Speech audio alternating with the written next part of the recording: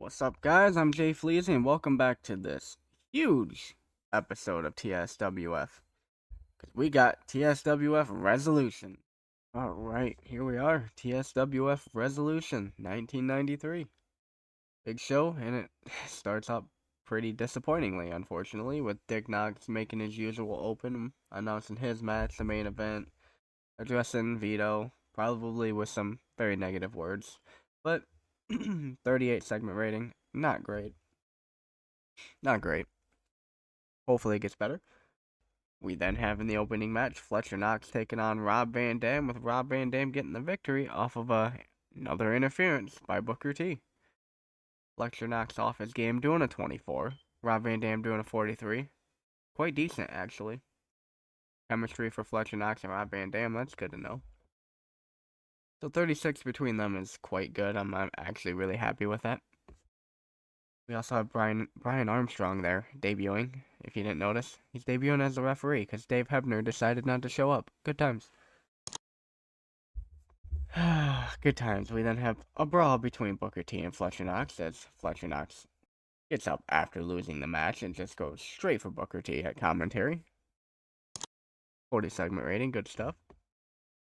We then have a disastrous match.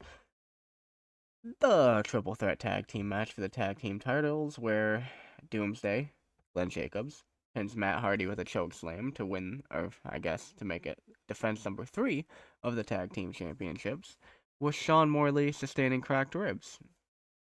I'm assuming Shane Helms cracked his ribs. Matt Hardy was rusty, Shane Helms was rusty, and Sean Morley cracked ribs. No, nobody hurt him. Okay. Pretty disastrous start to the show, to be honest with you. In a great interview, we have the Blue Bloods, mostly Jeff Jarrett, talk about really how great he is. Let's be honest, he's not even really talking about terrorizing that much, and how he can't wait to kick Taz's ass, basically. He can't wait to pin Taz in the ring. 1, 2, 3. Move on. 46 segment rating. Jeff Jarrett really catching fire as of late. Interesting, I thought this might be better. And about that superb wrestling good heat, Rey Mysterio defeats Chris Candido. Rey Mysterio gets a win in 12 minutes with the Mysterio Rana. 64 from Rey, 46 from Chris Candido. I figured at some point Rey's got to start being pushed and start gaining some momentum. When they're 17, you're not going to just start them off getting a bunch of wins. But now it's time to start going, I think. At least to be relevant and not be losing every match.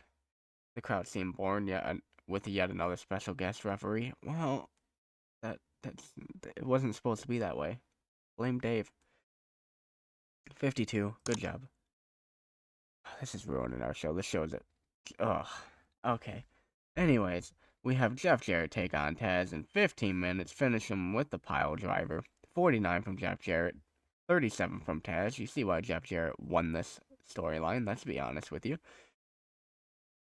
A 44, even though we're getting penalized for having Brian Armstrong as our referee. But we don't have another referee. So we're going to have to go find one, because I think him becoming a booker at GWA, was it? I showed in the World Update. Him and Al Snow are not here, because they're working there now, because they're owner and booker. Unfortunate. We then have Glenn Gilberty cutting himself a short little promo, kind of addressing helping Fletcher Knox last month, making the save when Booker T was putting the boots to him, saying, I'm just an upstanding guy. Any great guy like me would do the same thing. 42 segment rating.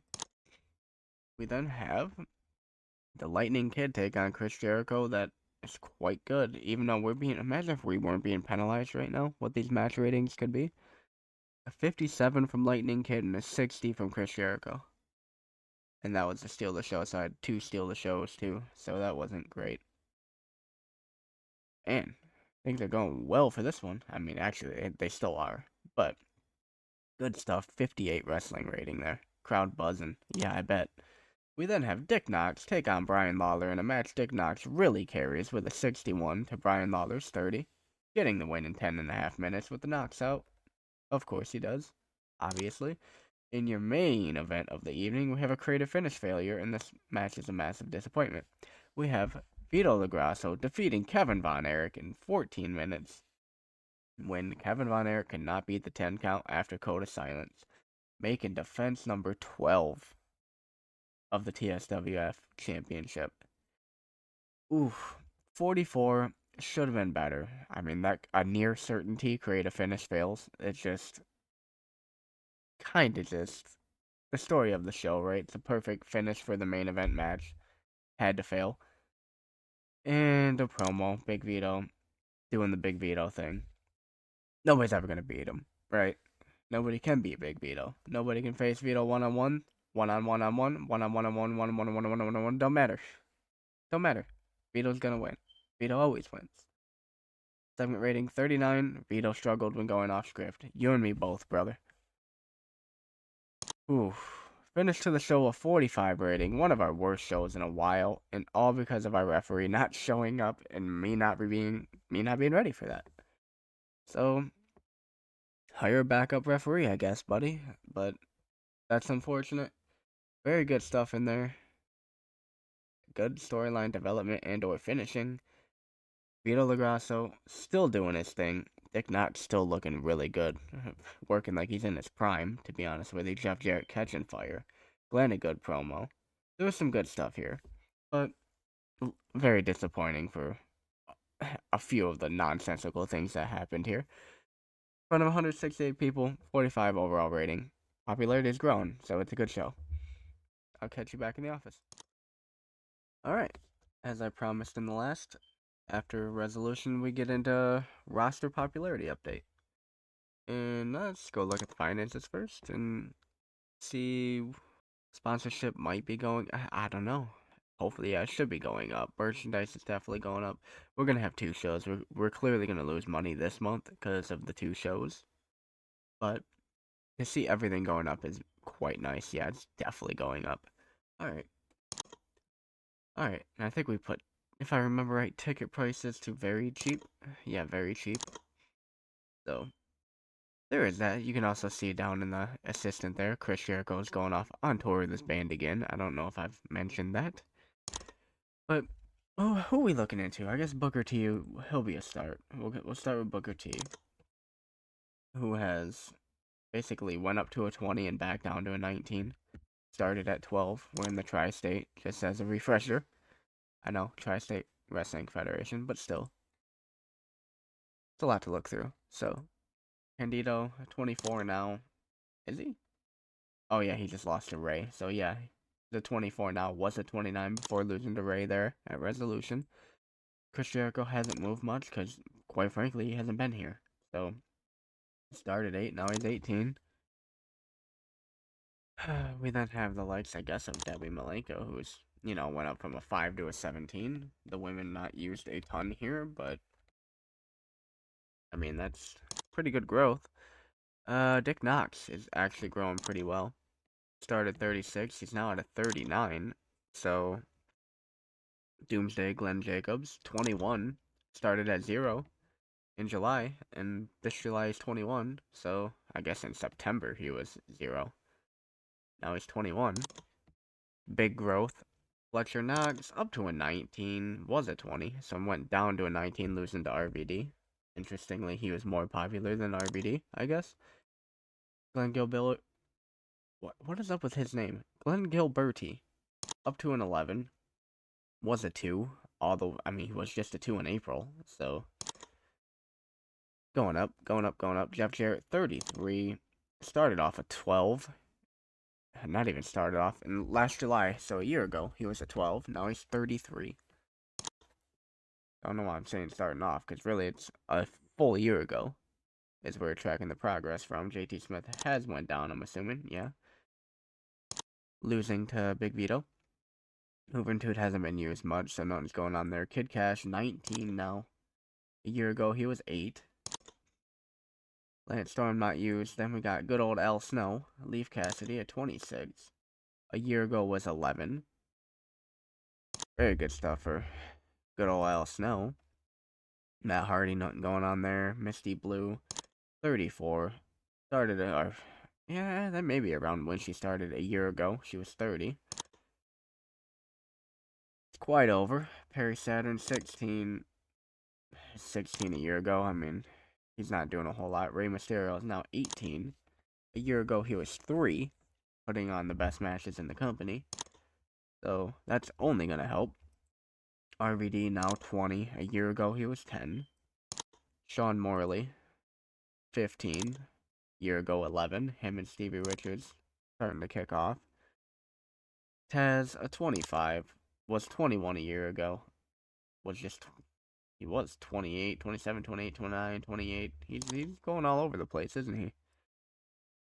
Terrorizing Paul Levesque, 15. Was a 2 a year ago.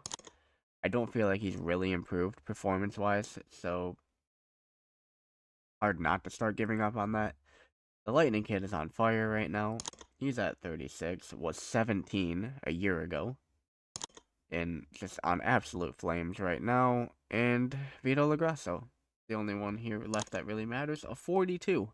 Was 23 a year ago. Now a 42. Almost 20 pop he went up. So he is on absolute fire right now. Absolute fire. Alright, not much left to update you on other than we went up one more popularity with that show. So we are now up to 14. 3 away from TV, I believe.